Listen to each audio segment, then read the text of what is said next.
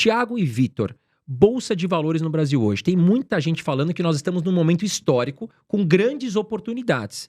Qual é a visão de vocês para a Bolsa de Valores no patamar atual que nós estamos? Bom, eu acredito que a bolsa, na média, está muito barata. Eu tiro essa conclusão olhando os múltiplos. Você pode olhar dividend yield, relação preço-lucro, enterprise value EBITDA, preço-valor patrimonial. Todas as métricas indicam que a bolsa brasileira está 1 ou 2 desvios padrões abaixo da média histórica. Isso acontece muito raramente. Existe um motivo para isso, e o principal é os juros que estão muito altos no Brasil. Mas os prêmios de risco de ações também estão muito altos, até um pouco diferente do mercado de crédito, cujos os prêmios de risco estão menores. Me parece que teve um fluxo muito grande de saída de capital de bolsa, que foi para os mais variados tipos de crédito privado, o que fez com que se abrisse os spreads de risco de bolsa e se fechassem os spreads de risco de crédito. E hoje as empresas brasileiras, na minha opinião, nunca estiveram tão bem, né? Se você for ver, o balanço das empresas está muito sólido, das grandes empresas, então nem se fala, Petrobras, Vale, os bancos que estão soltando resultados muito bons. As empresas estão fazendo excelente alocação de capital, têm apresentado crescimento e uma excelente rentabilidade. E as ações estão baratas. Nos últimos 12 meses, uma das grandes forças compradoras de ações no Brasil foram os próprios programas de recompra das empresas. A Vale tem feito um programa de recompra significativo, e até empresas que historicamente não fazem programas de recompra fazendo, que são as empresas estatais. Então, a Petrobras abrindo um programa de recompras, a BB Seguridade abrindo um programa de recompras. Isso, na minha opinião, são as empresas atuando depois de verem o preço de tela e chegando na conclusão de que o melhor investimento que elas têm com o próprio capital são as próprias ações. Se as empresas estão fazendo isso, me parece que é uma leitura da gestão da empresa que a própria ação está barata. E no Brasil, historicamente, talvez até um pouquinho diferente dos Estados Unidos, o histórico de recompras das empresas é muito bom. Sempre foi muito criador de valor. Lá fora, por uma questão tributária, as empresas são compradoras de ações, das próprias ações, quase que de maneira compulsória. Preferível fazer recompras do que pagar dividendo. Aqui no Brasil, não.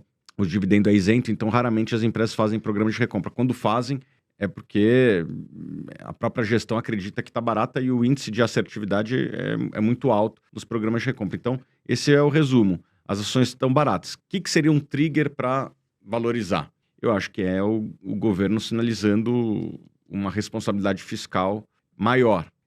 A carga tributária aumentou, né? Assim, os impostos estão aumentando e a sociedade tem feito muito barulho de que não aguenta mais impostos. Nos últimos dias não teve tantos anúncios de novos impostos, e o que o governo tem feito de maneira tímida, mas acho que na direção correta, é fazer alguns cortes. E precisa fazer cortes mais profundos para que a gente chegue no equilíbrio fiscal, que eu acho que é o grande trigger, é o grande gatilho para a valorização dos ativos no Brasil.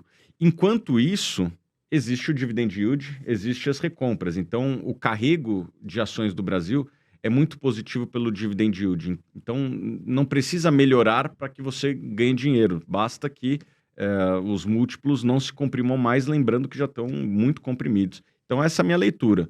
Se você comprar ações de empresas que estão pagando bons dividendos e essas empresas são capitalizadas, lucrativas, provavelmente você vai ter uma valorização boa ao longo do tempo, seja pelo carrego e seja quando a percepção de risco no Brasil melhorar. Mais barato que isso a gente pôde ver em alguns episódios, mas que tinham componentes de risco muito maiores. Então a gente tem um risco hoje que é o risco fiscal, que faz a curva de juros subir, né, os juros futuros ficar alto e ampliar esse desconto.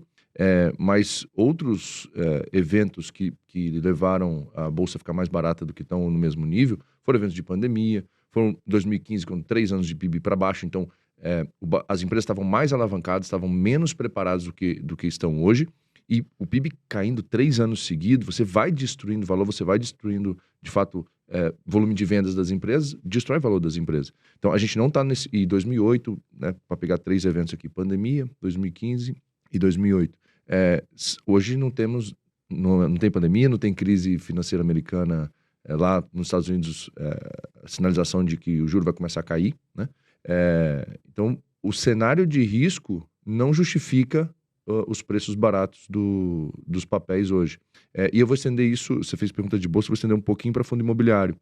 A gente vê o mercado imobiliário hoje, algumas pessoas olhando o Tesouro Direto, falando, poxa, o Tesouro Direto está dando IPCA mais 6 e alguma coisa, 6 e alto, né? Mas IPCA, isso é uma oportunidade grande.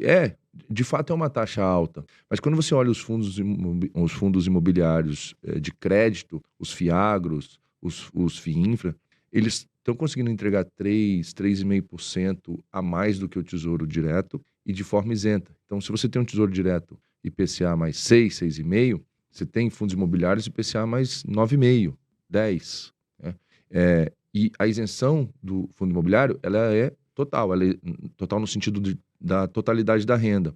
O imposto de renda em cima do Tesouro Direto não é sobre os 6%, é sobre os 6% e sobre o IPCA.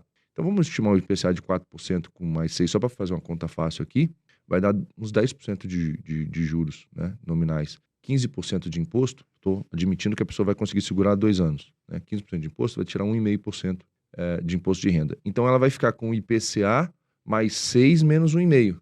Então, na verdade, vai sobrar IPCA mais 4,5%. Contra fundos imobiliários dando 9%. Dá uma diferença muito grande. A diferença é muito grande, né? Então, será que esse 4,5% para 9,5%, será que esse 5% ao ano a mais líquido não paga um eventual risco que esteja presente? E no mercado de crédito, o evento de lojas americanas foi um evento que botou todo mundo em estado de alerta e hoje se tranquilizou, acalmou. Os fundos de renda fixa deixaram de tomar resgate ali já com 6 meses de evento. Então, o cenário hoje mostra muitos ativos baratos. Bolsa muito barato, como você pautou no início aqui, e outros ativos de maneira geral com carrego muito bom, né? com dividend yield muito alto, que paga o prêmio pela espera. Né? Enquanto o carrego está muito alto, você pode ficar esperando, recebendo bem, você tem mais paciência, né? Fundos imobiliários, então, estão numa situação também convidativa para investimento.